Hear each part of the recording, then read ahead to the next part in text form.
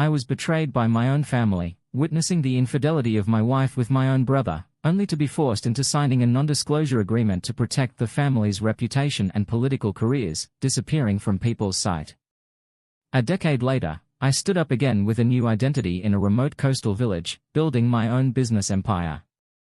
Welcome to the Love and Betrayed Love channel. If you enjoy this story, don't forget to subscribe and give it a thumbs up. When I first arrived in the quaint town of Spoon, I was looking for a fresh start, leaving behind a complicated past I wasn't ready to share. I chose this remote coastal village randomly and embraced it. With just over 1,000 residents, mainly loggers.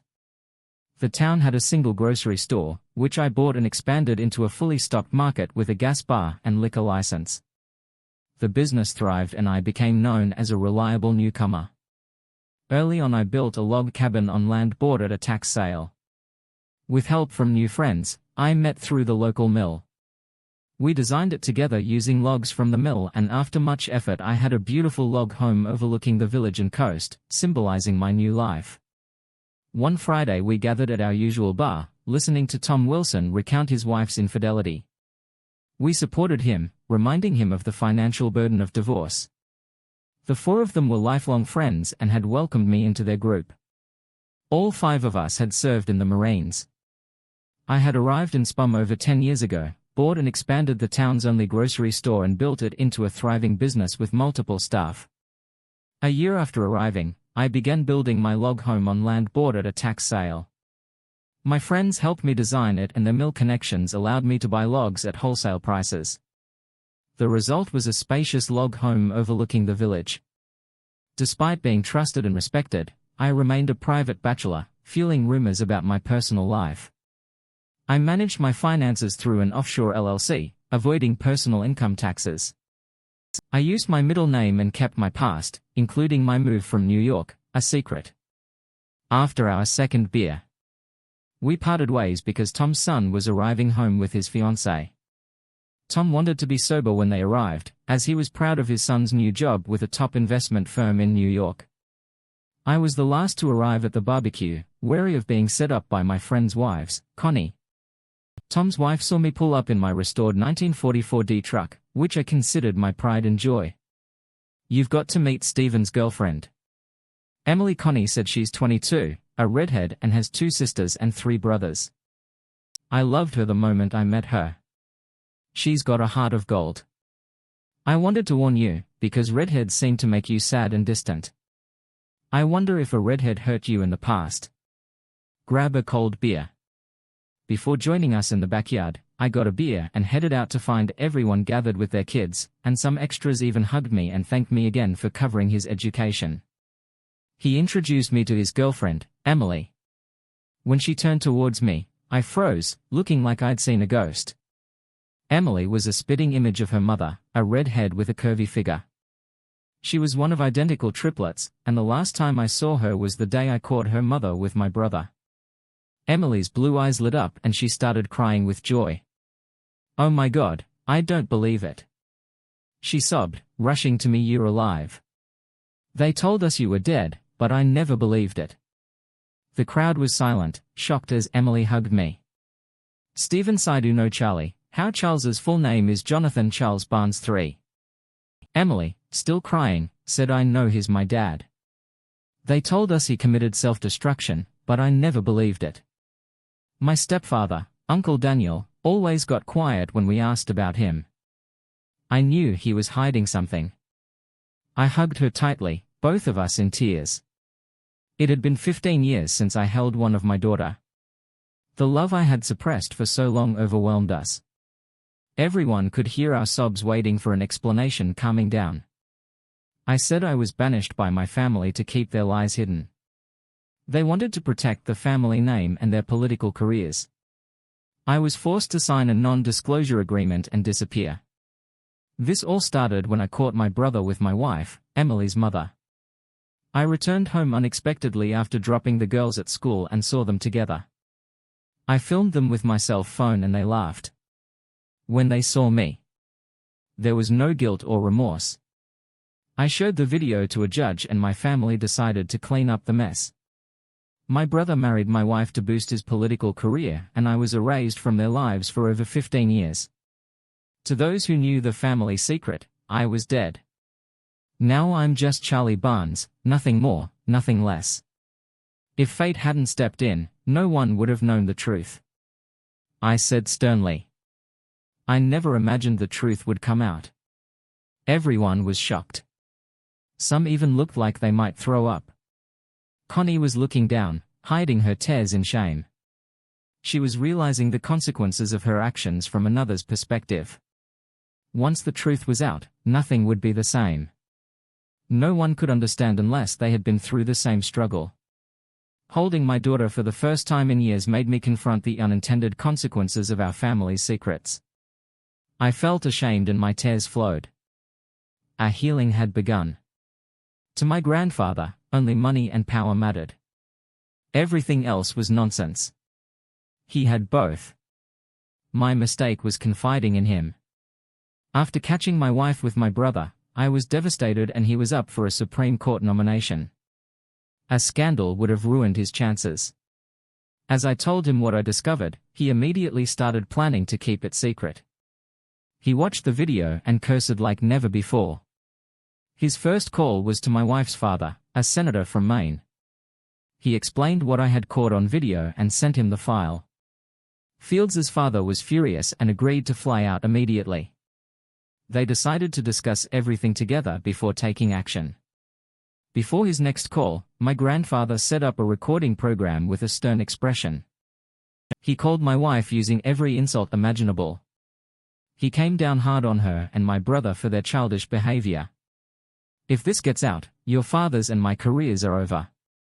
This wouldn't be happening, Fields, if you had kept your legs crossed. Daniel's family and the media will eat this up. My grandfather said they'll claim incest on the front page.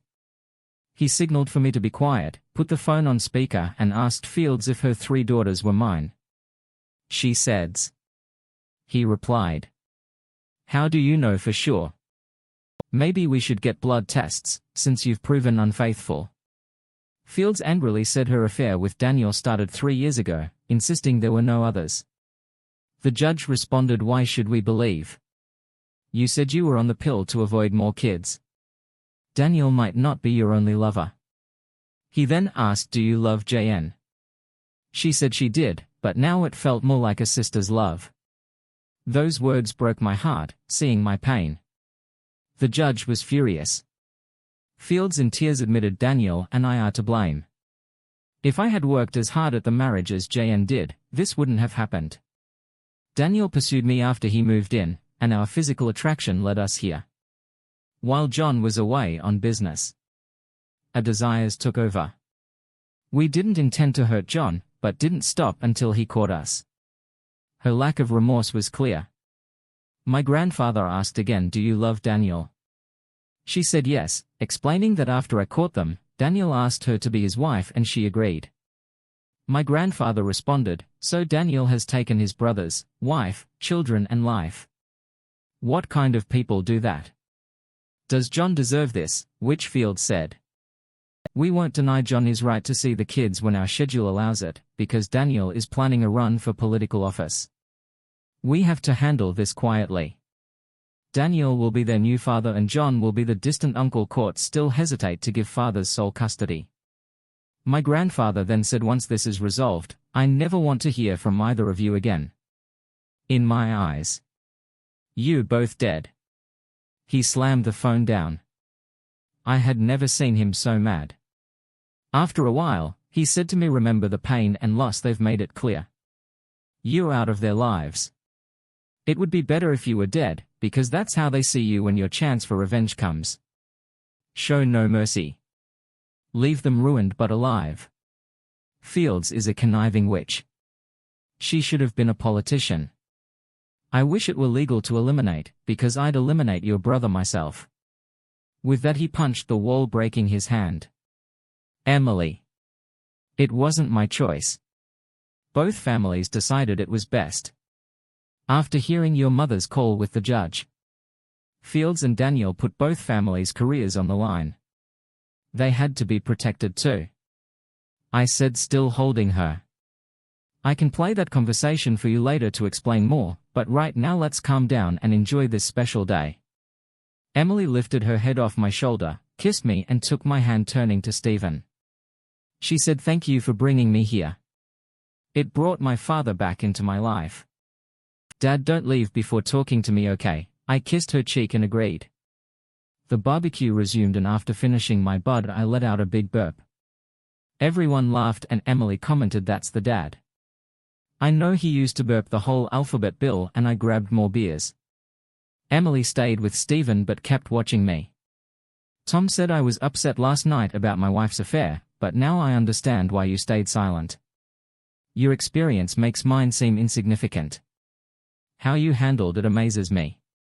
Can you give me some advice?" I replied, "Make Connie go to marriage counseling with you. She needs to understand her actions before you can forgive her. Each session will reinforce her shame and guilt. Connie still loves you, which is why she feels guilty. This will help both of you heal and find closure. Also, I approve of your son's choice for a wife." We laughed and returned to the party. Tom and Connie had prepared a lot, and as we finished eating, Bill made an announcement with Connie by his side. "Most of you don't know, but our son, Stephen, graduated debt-free thanks to a scholarship from our good friend Charlie. Emily, welcome to the family. If you have half your father's character and wisdom. My son is a blessed man," Connie added, "in your marriage. Remember, you're only human. There will be tough times, but never let pride get in the way. Tom and I are seeking counseling to work through our issues. It's easy to say I'm sorry, but understanding why it happened is crucial." Everyone agreed and toasted to them as I was saying goodbye. Connie thanked me for encouraging Tom to give their marriage a second chance. She said they would seek counseling and owed me big time. I looked for Emily but couldn't find her inside. I saw 2 suitcases by the front door. "I hope you're not leaving without me, Dad," Emily said. "Stephen and I decided I should stay with you to reconnect. I want you to walk me down the aisle." I got emotional watching her drive. The old Ford home was amusing. She had never driven a manual and kept stalling, despite the challenges. It was a memory I would cherish once home. I started the wood stove, gave her a tour and settled her into her room. She loved my log home with its spacious design and private bathrooms for each bedroom. Finally, we listened to the recorded conversation my grandfather had saved.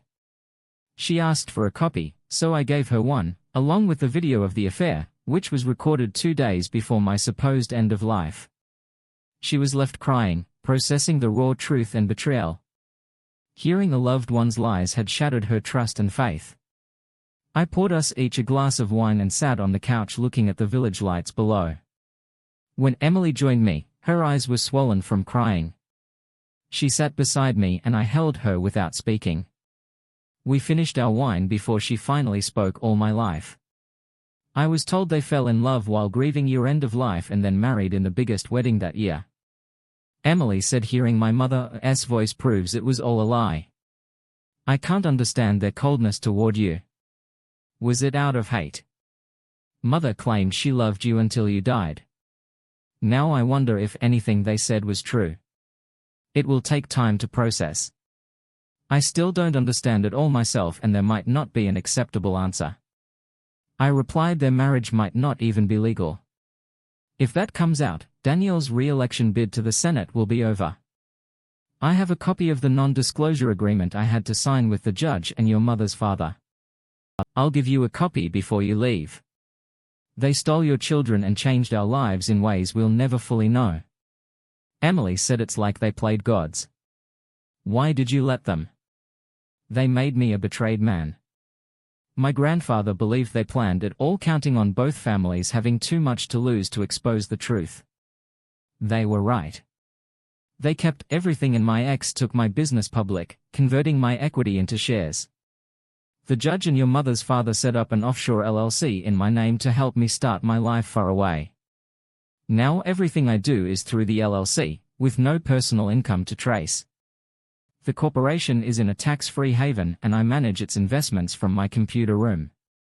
I explained my grandfather told me the truth would eventually come out and then I would be free.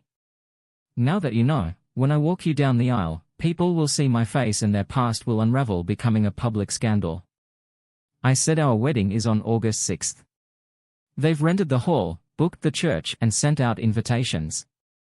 Grandfather Barnes was supposed to walk me down the aisle, but Hune give up his spot for you. Emily said I want to release the information on the stick the Sunday before the wedding and start the search for your end-of-life certificate. Do I have your permission to tell your father you're alive? Yes, you can tell him, he might already know. As for why I didn't remarry, it's simple, your mother and I never divorced. I couldn't remarry and I didn't want to hurt anyone else. My morals and principles wouldn't allow me to be like them. I replied. Jen's face showed surprise as she realized the difference between her mother, my brother and me, Dad. They imprisoned you. They took your life and children, making it impossible for you to start a new family. You were free but restricted. Emily said yes, it was also my mistake because I could have refused, but I chose to put the needs of both families first. I replied. I walked to the computer room, grabbed a large binder and placed it in front of Emily, then refilled our wine glasses. She was amazed to see the binder filled with memories of her life, announcements, public appearances, plays, report cards. She had forgotten so much. We talked into the early morning, sharing thoughts on memories I had never revealed. She went to bed knowing she had always been loved by me. I told her I had similar binders for each of her sisters. She stayed for 2 weeks, dividing her time between Stephen's family and me. By the time she left, we were closer than ever. I felt blessed to have her back in my life. On the last Friday of July, I ordered to short the stock of my former company, which was $129 a share. By the end of the day, I owned over 1 million shares. Emily's mother, the CEO, had likely changed the trust set up for my children. The estimated market value was $45 a share. Tom, Connie and I were flying out the next Thursday on a private jet. Emily, keeping her vow of secrecy, called daily to update me using Stephen's phone. I instructed my stockbroker to keep buying shares until August 5th, selling only at the highest value to cover margins. The judge's conversation with my wife and the video of Fields and my brother hit the airwaves on Sunday. An adult website crashed from the video's popularity and the media jumped on the story. Questions arose about my supposed end of life and a search for my end-of-life certificate. Divorce records and estate documents began by 11:00 p.m. in New York. Emily called from the West Coast saying the news cover was a blast. Her mother and stepfather were panicking and her sisters, Judy and Fields, were seeking answers. They asked, "Is our father still alive?" Emily mentioned another bombshell would be released overnight. Speculation grew that I had been forced to disappear and possibly set up to be eliminated. Emily then said she would call my father and hand him the phone. I heard his office door close. "Hello." My father said, "Hello, Dad. John, is that really you?" He asked quietly. "How are you, son?" "Yes, it is." "I'm good. Emily can fill you in." "How is Mom?" "How much do you know?" I replied, "We learned about everything a week after your supposed self-destruction. We older but healthy. You'll be proud of your daughters." "How did Emily find you?" My dad asked. "She found me by accident. Her fiancé's family threw a barbecue to celebrate his graduation. When Stephen introduced me to her, she recognized me. We've been in contact since I said I need to stay hidden until the wedding, so I'm flying in Thursday night with the groom's parents. Can I stay hidden at your estate? I'll make sure the landing pad is ready and the staff will get extra paid days off. Mom will be thrilled to cook for us. Let Emily know your arrival time." My dad said he wanted it to be a complete surprise for my mom. Early Monday morning, European markets saw my former company shares drop over 20 according to FBN. At Monday's opening, I bought another 1 million shares short at 101 each. That afternoon, seeing the values continue to fall, I placed a buy order for 4 million shares at 45 each, selling all my shares at 65. Media hysteria led by CNN was destroying Daniel and Fields Barnes with accusations of incest, possible liquidation, and betraying, dominating headlines. The FBI announced an investigation into my disappearance. By Thursday, my former company announced CEO Fields Barnes had accepted a buyout, stabilizing the stock at $35. On Friday, the stock began to climb, but Daniel faced a Senate ethics investigation with calls for his resignation. He claimed he and Fields got involved only after my reported self-destruction and suggested the judge's conversation and the video were fabricated. CNN announced a voice audit to verify the conversation, highlighting that no end-of-life certificate for me had been found. Fields's father announced his sudden Senate retirement due to health issues impacted by his daughter's actions. My former company shares closed at 59 on Friday, confirming my purchase at under 45. Thursday night, a helicopter brought me to my parents' house as I stepped out. My mother, overwhelmed with emotion, was supported by my father. It had been over 15 years since I'd seen them. My mother spent the next 2 days fussing over me. Delighted to have me home. On Saturday, Emily stepped out of the church signaling me to leave the limo. A CNN reporter caught me on camera and I declared I'm The Walking Dead before joining Emily. She looked stunning and we walked in arm, proud and beaming. Inside the church, I saw Fields leading the bridal party. She still looked good from behind. The ring bearers and flower girls followed, dropping rose petals. Judy ahead of us noticed me and silently signaled Emily to remain quiet. Emily nodded, her face radiant with joy.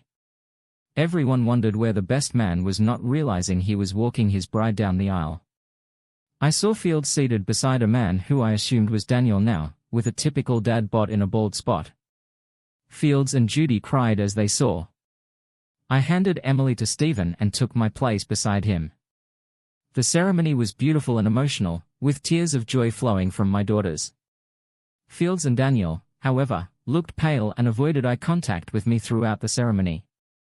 During the evening festivities, I was repeatedly asked how I became my son-in-law's best man and if I had introduced the couple when we signed the marriage certificate. The priest was shocked by my signature, revealing to many that I was alive. Cell phones were buzzing and there were 3 live feeds. The judge and the senator had orchestrated a plan to avoid a scandal.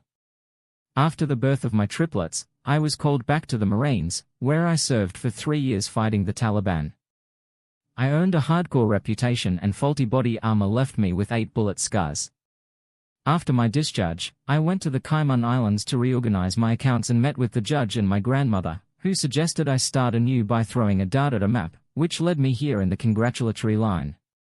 Judy and Fields introduced me to everyone, glowing with pride. Fields and Daniel were the last. Stephen was polite, but Fields was in shock.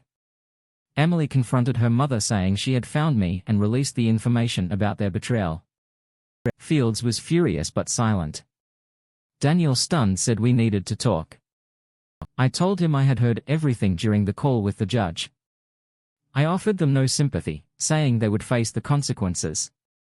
My daughters saw me smile as Fields and Daniel left the church, knowing they were about to be served with divorce papers and alienation of affection charges.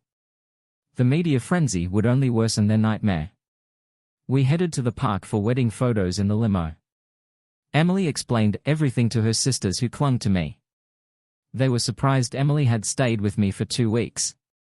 My daughters had grown into beautiful women, making me proud. Emily shared how I had kept mementos of their lives, showing them how much I loved them. The only awkward moment was during the photo with all 5 parents. Connie and Tom stood between us as Daniel and Fields were in a foul mood, their world collapsing. The media dubbed me The Walking Dead, rehashing everything they thought they knew. At the bridal dinner, I gave a toast as the best man and father of the bride. I spoke honestly about my bond with Stephen, who I saw as the son I never had, and shared some humorous stories. I expressed my surprise at meeting his bride and wished them wisdom and happiness in their future together. My mother beamed with pride. When Stephen stood up, I nearly lost it. He began. It's rare for a groom to say his father-in-law is his best friend. Emily's father paid for my education and guided me through tough times. Discovering in June that JN was Emily's real dad was a shock. My father said I was blessed to have Emily as my wife, to both of my fathers. Thank you for making me the man I am. When the bride and groom started their dance, they captivated everyone. Emily looked stunning. Judy and Fields kept me on the dance floor, wanting to spend as much time with me as possible outside of my mother. They monopolized my time. Then the master of ceremonies announced it was time for the bride and her father to dance, but first gave the mic to General David Bloomberg. The general said he was there to award 3 medals to Hard Hat Charlie, a major in charge of a SEAL platoon. He recounted a classified mission gone wrong, where Charlie stripped down to just his vest, helmet, boots and underwear, bravely carried 2 bazookas into a clearing. His actions broke the enemy's resolve and he saved many lives. The general presented 2 Purple Hearts and 1 Silver Star to Major Jonathan Charles Barnes III. I walked up and the general pinned the medals on me and saluted. My parents and daughters were very proud. Emily led me to the floor for the father-daughter dance to Your Daddy's Home, a very emotional moment. During the mother's-son dance, I joined Stephen and Connie on the floor with my mother, whose joy was evident. Later, the bride and groom changed into their going-away outfits. Emily found an envelope addressed to them with a $2 million cashier check inside, signed by me with a note saying follow your dreams. Emily cried with joy. I slept until almost noon on Sunday, having gone to bed at 6:00 a.m. After the reception, Judy and Fields had taken me to a Chinese restaurant for a late-night meal, wanting private time with me. We exchanged phone numbers and addresses and they arranged to visit me for a few weeks after a shave shower and getting dressed in my usual attire: blue jeans, a white t-shirt, an unbuttoned denim shirt, black socks and cheap Walmart running shoes. I felt at my best. I loved the simplicity of driving my old Ford truck. I came downstairs to a full house. Mom, Dad, Tom, Connie, their 7 kids and my 2 daughters. Connie was telling my daughters how I had saved their marriage, explaining how friends had spent years trying to figure out my story. Your father, though not religious, had the patience of Job. He never minded our attempts to set him up. We were stunned when Emily called him Dad. We had no idea until then. We thought his 2 black cats were his priority. After greeting everyone, I went to the kitchen for coffee and a smoke. Mom joined me, asking what I wanted to eat. I requested 6 pancakes, 3 soft eggs and 4 slices of bacon. She was thrilled and started cooking, with the staff stepping aside for her. Dad came in to update me on the media frenzy. The New York Times headline read, "The Walking Dead is alive." CNN covered my military history interview. In those I served with who expressed surprise at my survival. One remarked Charlie always found a way, pushing himself and making us better. It was public that Fields married 2 brothers without a divorce, making me a known betrayed man. Senator Daniel Barnes was mocked for his expensive, promiscuous. CNN promoted the lifestyle, with feminists praising Fields, though even their comments faced backlash. A news crew interviewed people in our town, mostly receiving positive remarks. Dad laughed at the media's exaggeration, predicting I'd be seen as a saint without saying a word, while Fields and Daniel were doomed. Mom brought my plate and watched me eat, still adjusting to my return dad. Fields said Daniel claims he didn't know what Mom told the judge because he was looking for you. Could that be true? Who knows, I replied, for 3 years. She was with him behind my back. They must have discussed the consequences. Your mother felt secure in her words, showing she was prepared. They expected the family to handle it. They used us all. Oh God. Jan said you see it, affecting everyone, not just personally who orchestrated it. Mom or Daniel has never been a leader. Your mother and I are risk takers. It had to be her. I replied. Emily said your gift last night, if managed properly, would set them up for life. She didn't say how much, but they plan to invest it for 5 years. Fields said softly. The situation is just beginning to unravel. No one knows what the outcome will be. On Saturday, your mother was served. We're divorced. I said when you and Emily get married, you'll receive the same amount. When did she get the papers? Fields asked as she left the church. Daniel got served too. I'm suing him for alienation of affection. The family trust is frozen because I'm not dead. Lawyers will dissect everything and I might get their money too. Daniel will pay a few million to settle. I said. Fields looked at me and said, crap. The house they're in is owned by the trust. They may be screwed. It's a mess. I feel sorry for us all. Lawyers will take a lot. This was to protect those who no longer need protecting. Sadly, the innocent always get hurt. Judy had been listening and asked to talk to me privately. With Dad's permission, we slipped into his office. Dad, Judy said I have a friend whose ex-boyfriend has been abusive. She has court orders against him and has been jailed a couple of times. He's set to be released next week and we're afraid he'll come after her again. She's an RN and mentally and emotionally fragile. She needs a safe place.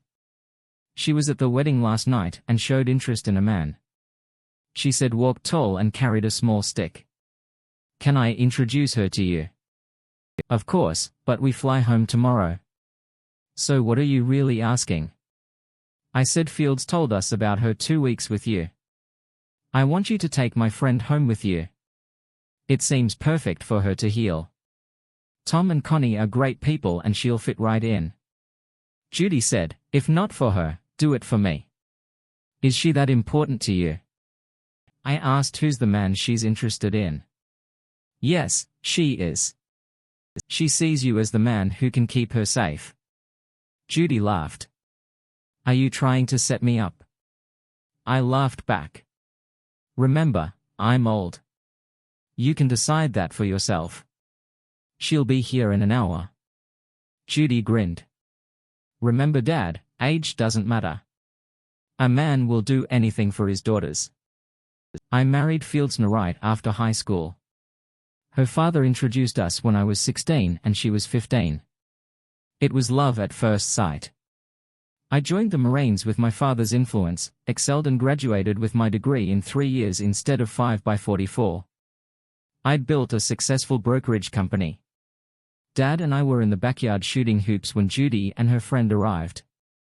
Judy's friend, Lisa Ellen Martin, had long natural blonde hair and was 33. Never married.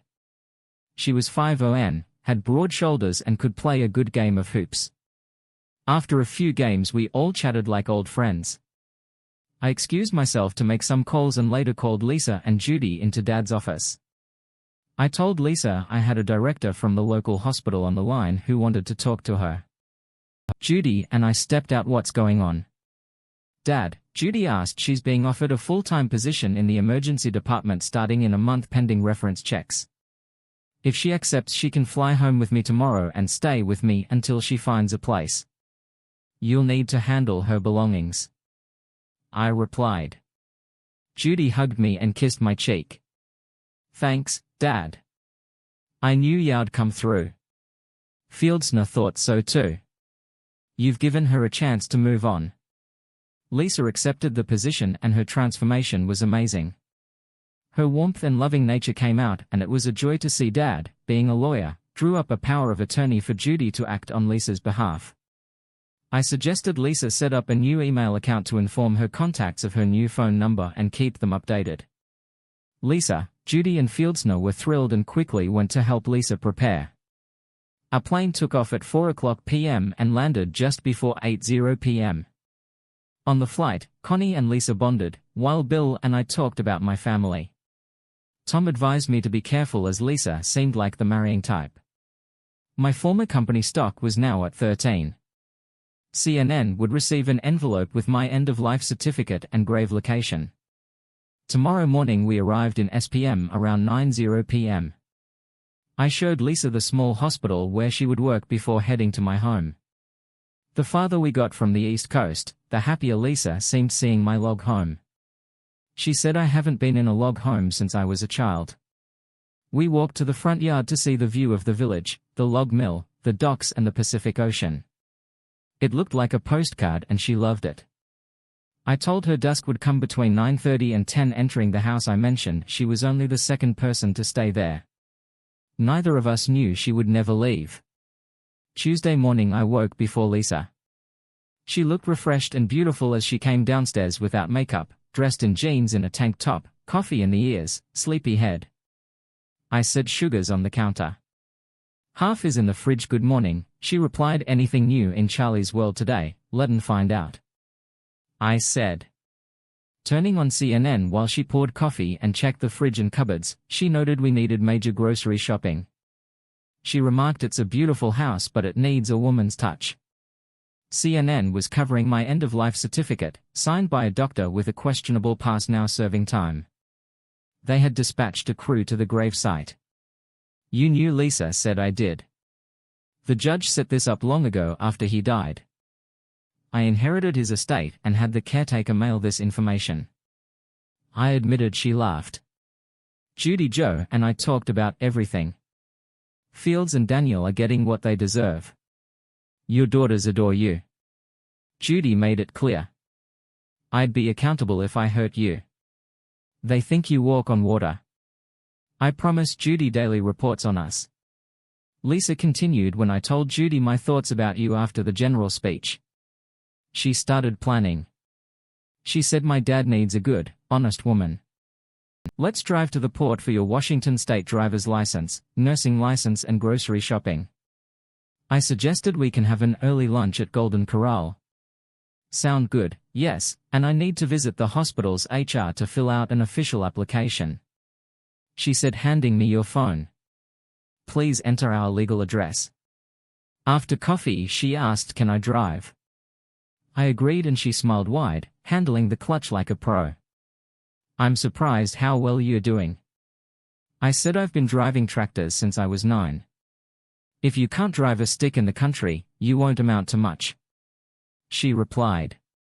After lunch we went to the hospital and then the state office, where she learned her new licenses would arrive within a week. At Walmart we overloaded the truck with groceries, new copper, non-stick pots and pans, dishes for 12 and new silverware. Lisa explained my kitchenware showed I didn't cook, which was true. While Lisa was at the hospital's HR department, I called my insurance provider. Our last stop was the local Jeep dealership where I bought a brand new fully loaded Jeep 4x4. My insurance agent faxed over proof of insurance so we could drive it home. Lisa followed me back driving the Jeep. When we got home, Lisa told me to get out of her way so she could set up the kitchen. She cleaned every cabinet before unpacking anything, organizing it like a new house. I watched in amazement, not realizing the significance. In the living room, I turned on the news. They had found my grave site and were questioning who was buried there. If I was alive, the FBI would have to answer. After that, I heard Lisa on the phone with Judy updating her. I yelled, "Tell Judy you haven't assaulted me yet." Lisa yelled back, "Your daughter says you can be a real pain."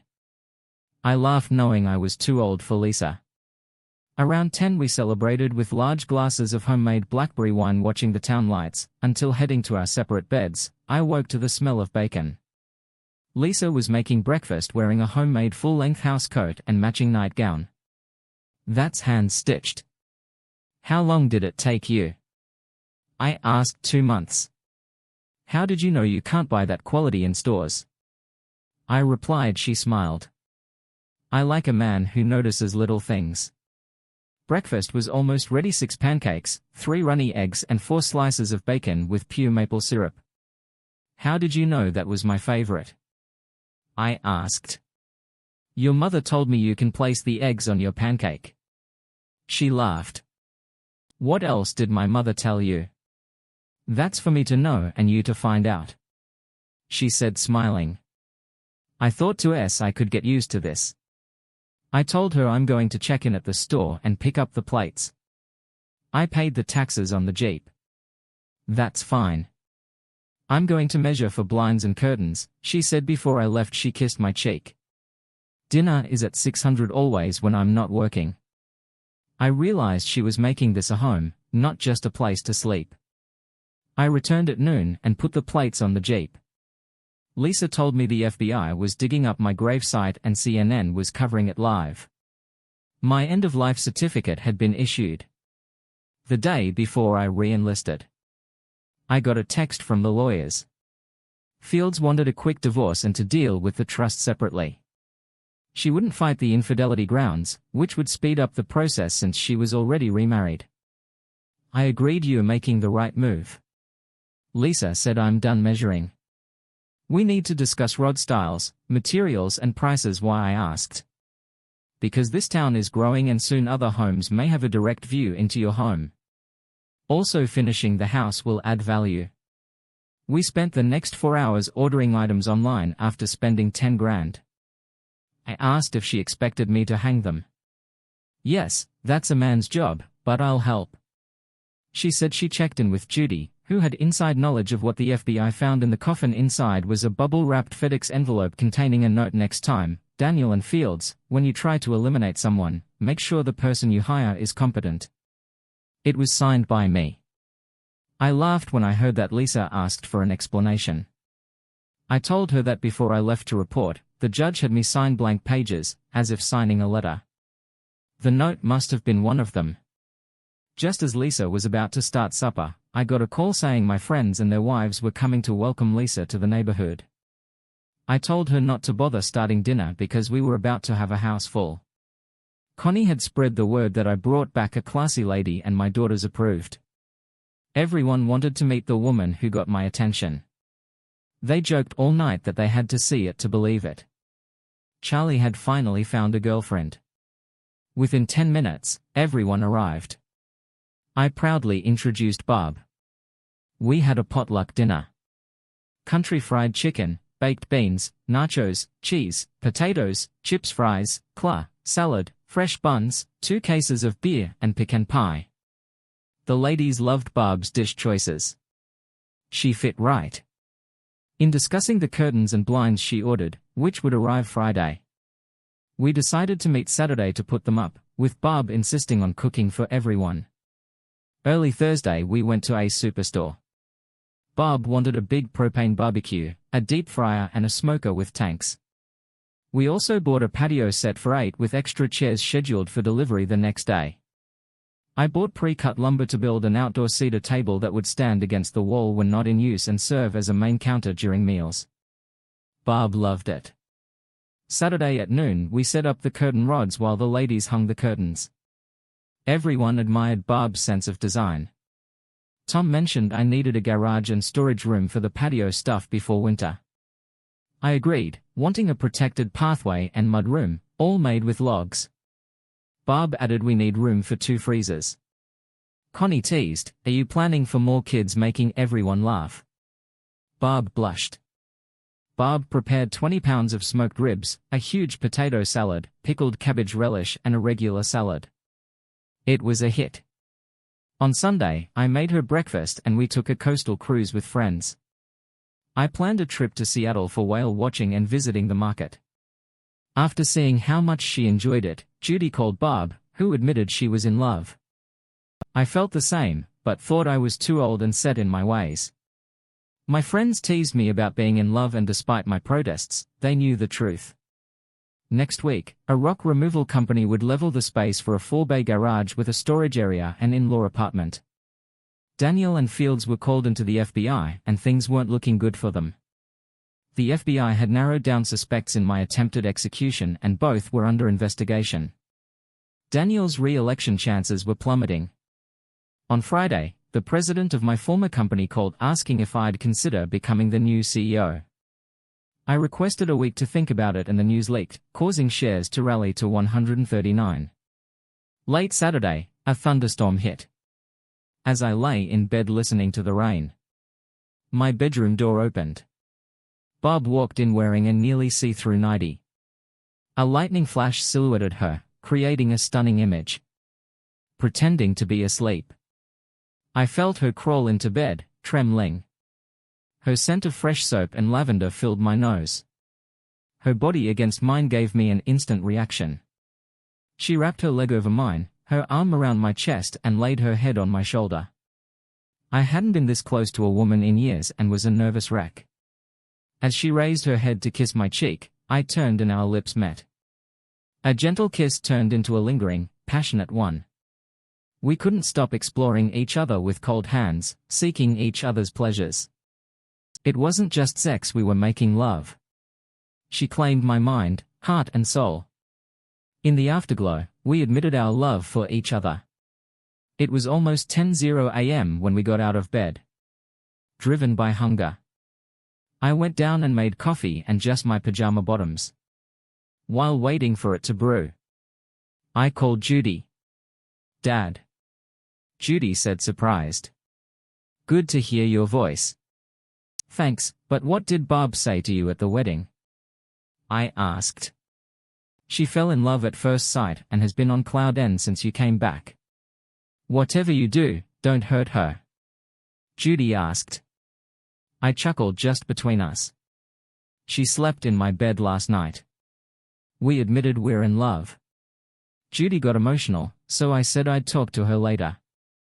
The coffee pot was ready, so I warmed our cups. The doorbell rang. It was FedEx with my divorce certificate. The court had waived the waiting period. I was a free man. Lisa came downstairs glowing with contentment. Her phone rang and she burst out laughing after ending the call. She said that was Judy. She asked if she could start calling me Mom. She kissed me. "You just had to tell her, didn't you? She had to know I made the first move because you never would." Barb said she was right.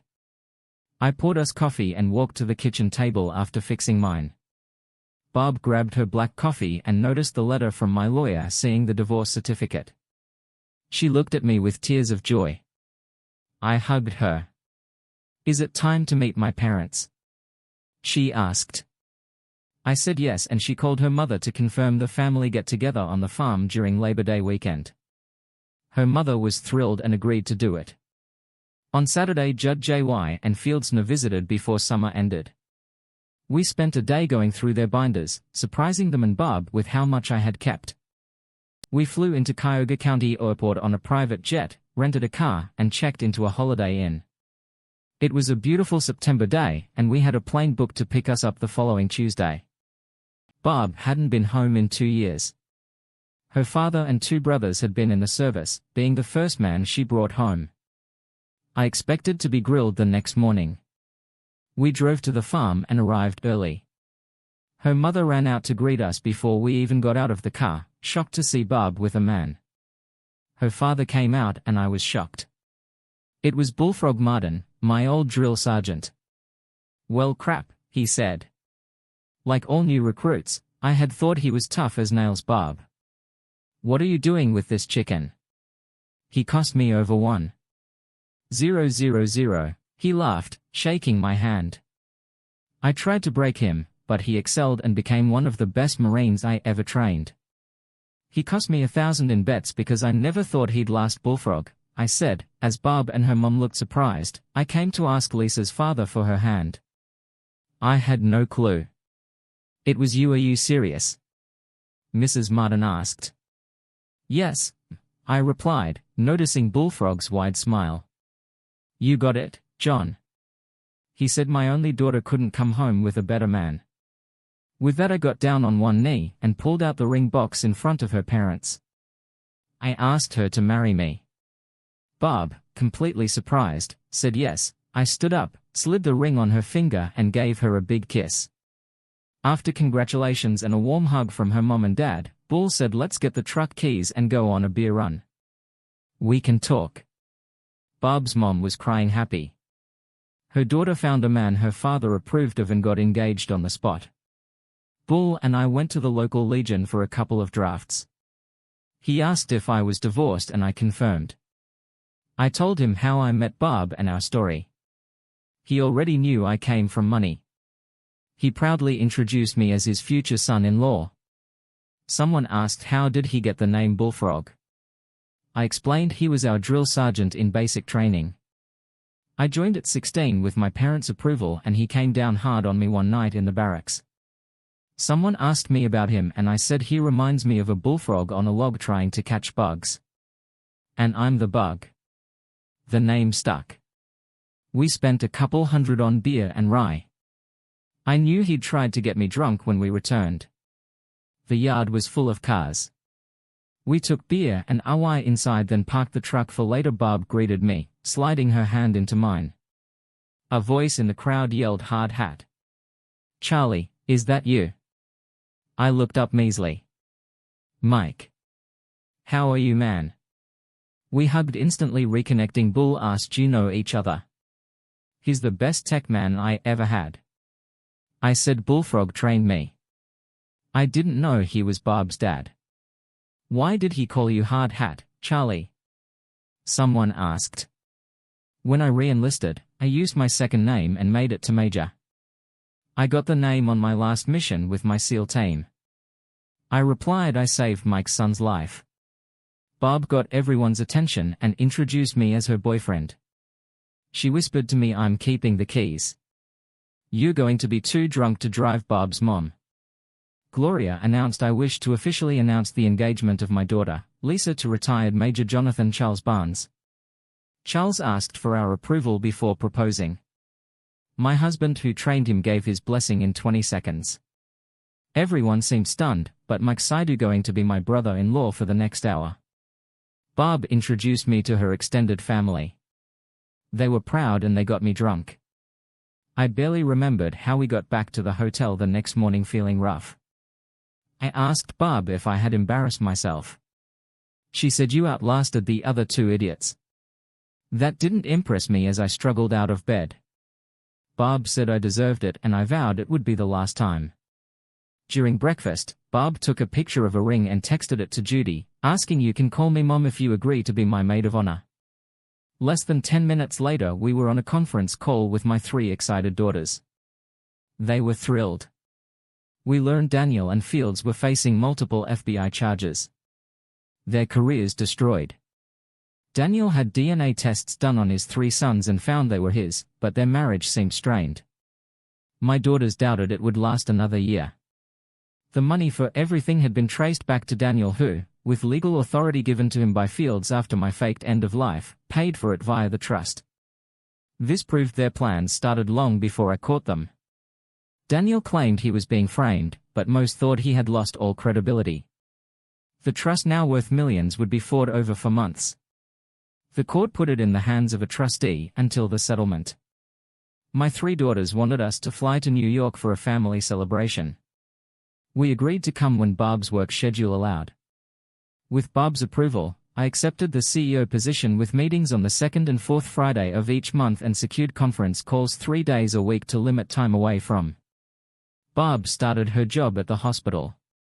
Fitting in quickly, working in the ER of a small town allowed her free time, so she took courses to advance her career. She worked 4 12-hour days one week and 3 the next. From 6 to 6 I made sure meals were ready. When she came home, friends found my domestication amusing, wondering if they ever understood bachelor life. After 3 weeks, we flew to New York Thursday night for a press conference announcing my new position on the board. The court ruled that changes to my trust made after my false end of life were illegal. Daniel and Fields were to get 19 of its value, and they had to buy any personal property at market value. If I agreed to sell, I told my lawyers to keep their family home for them. After the conference, Barb and I went to my parents' house. My daughters and Stephen joined us on Saturday for a family welcome. We needed to decide where to get married and satisfy friends and family. With my parents' help, we chose to marry in Ohio, have a reception there, another one at home, and a get-together with our local crew. Barb's brother Mike would be my best man, Judy her maid of honor with JY and Joe as bridesmaids, and Stephen and Barb's other brother in the wedding party. We set the date for the last Saturday in December, fulfilling Barb's wish to be a December bride. After a family dinner, there was a knock at the door.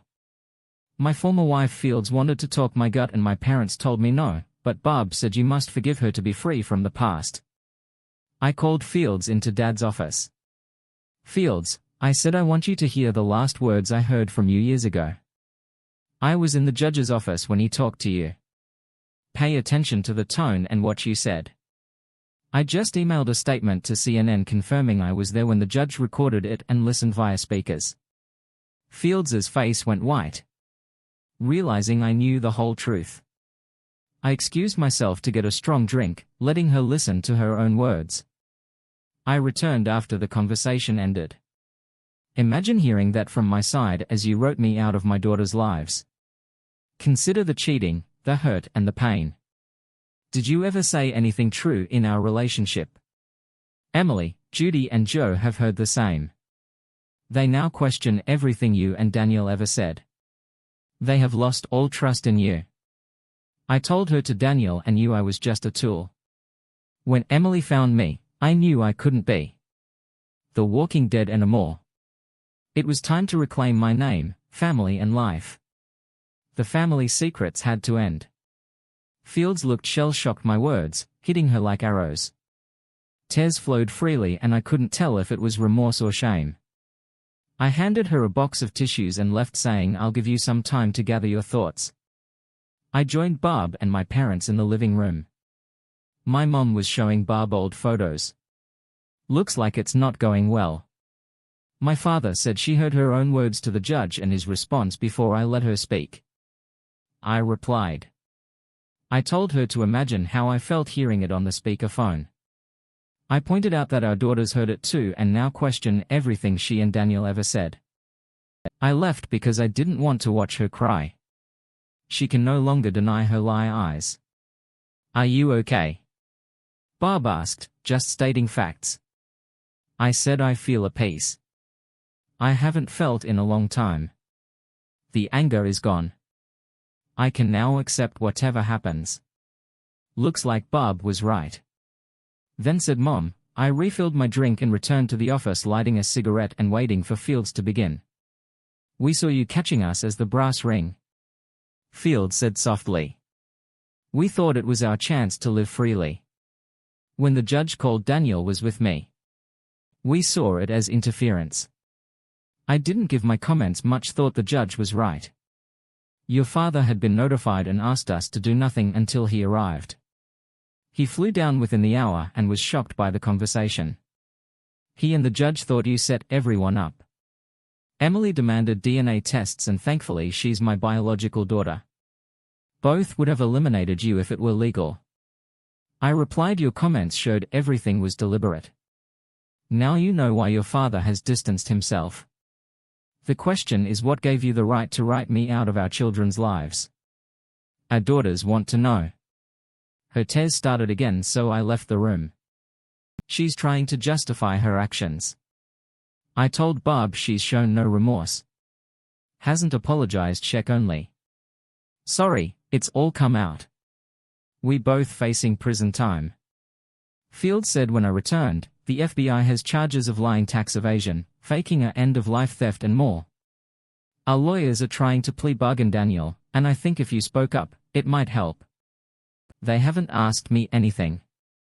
Why would they? I was overseas fighting while you played games. I said with a smile I can't help you. This is your mess. I often wondered if you ever loved me.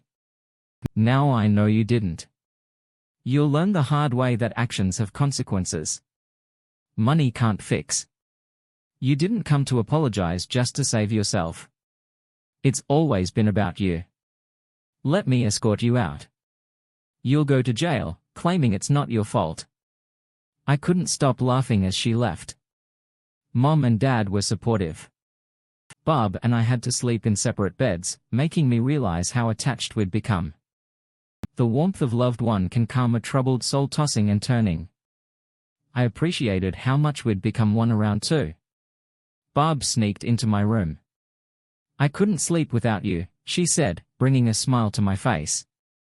It's moments like this that make us feel young. She climbed in beside me and I held her when she saw my tears. She asked why I finally understood what it meant to have a loving wife. I said Barb's tears flowed and I calmed her with gentle kisses. How do you feel about having kids? She asked. I paused then said kids keep the old young at heart. If you're okay with me being in my 60s when they're grown, I have no problem having more than one. Then let's start working on one. She said, and we did. Dad was already up. When I went downstairs, the smell of fresh perked coffee filled the air, bringing back childhood memories. "Good morning," Dad said as I joined him at the table. "Thanks for ruining my sleep." He laughed. "Your mom woke me up when Bob slipped into your room to ask what to do. I told her you were both old enough to know. I'll tease her about it for weeks. Tell Mom we don't sleep well apart." I replied, "And we're planning for more grandkids soon. I guess we'll be looking for a home in SPM. Your mother will want to be a grandmother again," Dad commented. Emily and Steve arrived first. We caught up and they were excited to be in our bridal party. They shared honeymoon stories and Bob told them about meeting her parents, including a video of us singing a barrack song drunk, which got everyone laughing. Steve found it amusing that Bob's dad had been my drill sergeant and her brother one of my grunts. Judy and Fieldsna arrived later. Judy was thrilled when Bob asked her to be maid of honor. They caught up on gossip and Mom bragged about our plans for children. Emily shared the video with her sisters and Steve had Bob send it to him to forward to his dad. Bob explained our plans for a 4-bay garage with a storage section and a 3-bedroom apartment above, connected by an enclosed walkway. The area would be leveled and we hoped to match the house's stain and seal. If the weather held out, the excess soil and rock would be used to expand the front yard. Then I told my daughters I had talked to their mother. They fell silent.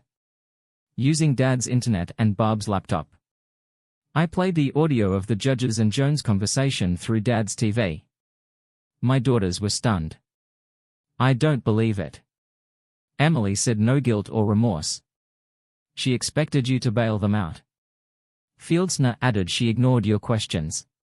"She's so self-centered. She can't see the damage she's done." Dad, Fieldsna said, "Was she always like this before your births?" "No," I replied. "After you were born I noticed a change. I thought it was stress from raising you 3.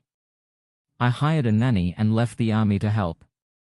By the time I got out, you were almost 3. We were strangers." She warmed up, "But now I see it was a front." During that time Daniel moved in and started his civilian life. I began building my company. Our relationship was a facade while she built her future with him. That's why I asked if she'd ever been truthful. Judy said it sounds like she had a mental breakdown from extreme postpartum depression that she never got help for. Both Bob and I had seen that often in our work. A personality change is a classic symptom, a coping mechanism. This might explain her behavior but not justify her actions. Sadly, this is the final straw. My mother and I are done. Her sisters agreed. I thought, this is just something else. She can blame me for not knowing how accurate that would be. To change the mood, Bob asked the ladies to help choose their dress colors. I interjected, "I'll be wearing black." When asked why, I said because black is for grieving a loss. Emily asked, "What will you be losing?" I said my freedom. That got a big groan. My dad saw me grab a beer and head outside to think, so he joined me in. "Don't second-guess yourself," he said. "You made the best decisions with what you knew. Life is too short to look back. Count your blessings." 3 beautiful daughters who make their grandfathers proud, a future wife with heart of gold. You served your country, saved lives and always took the high road. Today you stand tall and proud, free to live your life.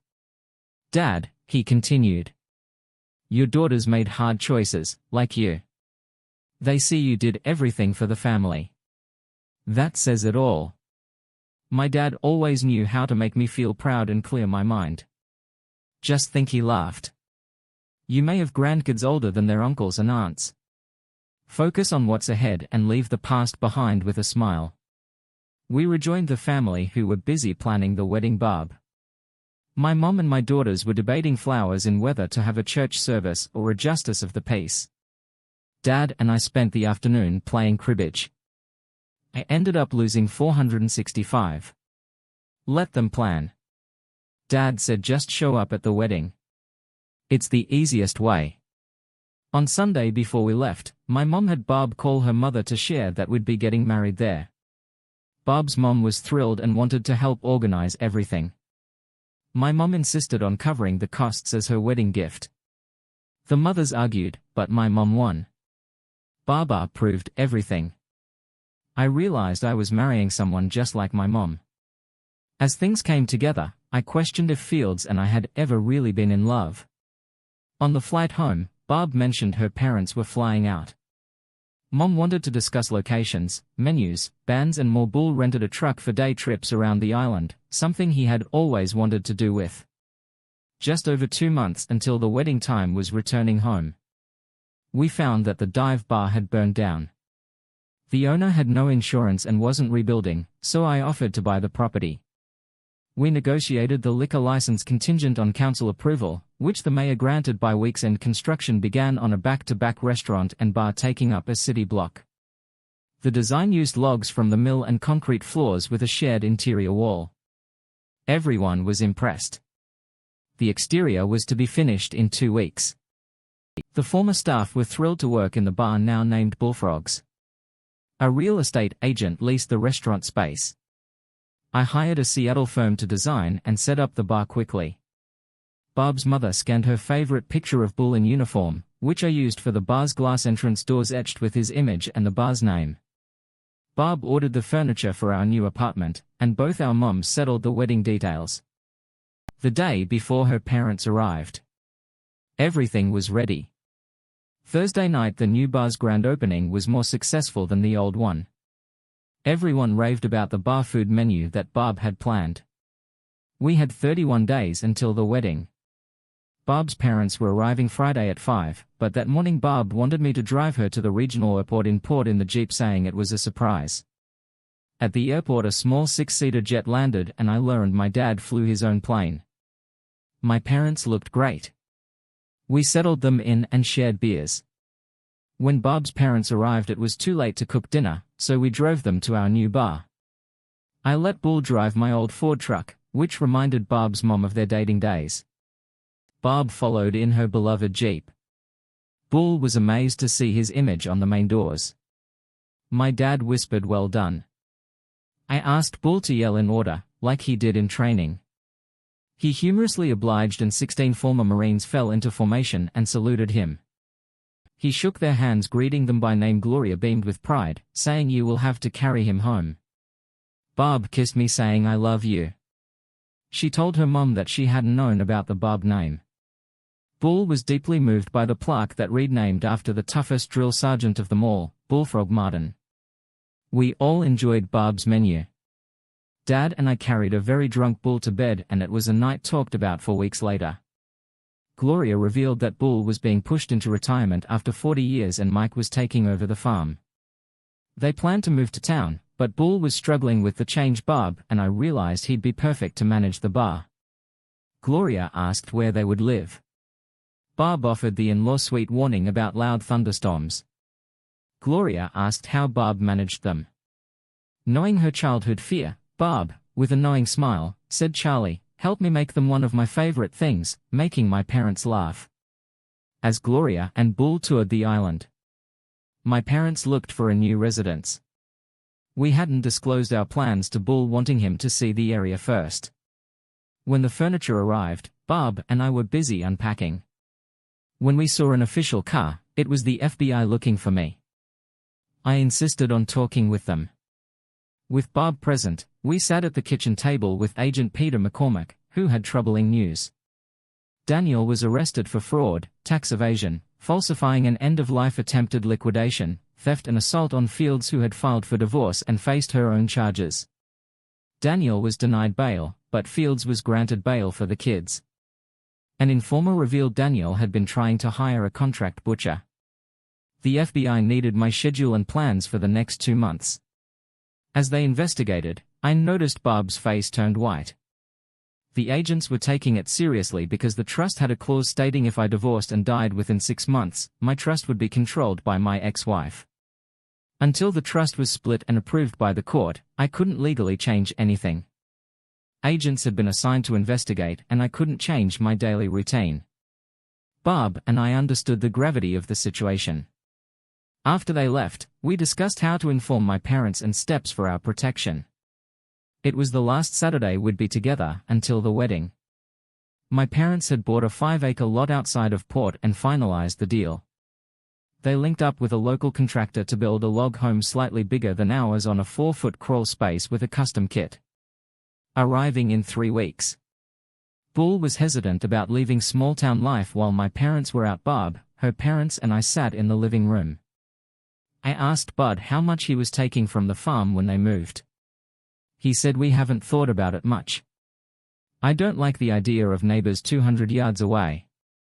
Dad, Barb said, Charlie, and I wonder if you consider moving here to manage the bar. You can live in the in-law suite rent-free with a starting salary of $6,000 a year. Bud was shocked but promised to think about it. Gloria later told Barb she thought it was a done deal. Since Bull was proud of the bar, they discussed what Gloria wanted to bring while preparing a big dinner. The 4 of us watched them drive back to Ohio. Back inside, I told my parents we needed to talk. Mom was heartbroken when I mentioned the FBI's visit. She blamed herself for not raising Daniel right.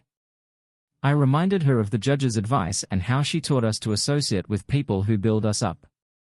Your teachings kept me balanced and strong. Daniel just threw his away. Well, Mom and Dad, Barb said, I've got some good news to cheer you up, but you have to keep it to yourselves. I was puzzled but curious. My parents agreed. My doctor says by the time we get married I'll have 32 weeks to go.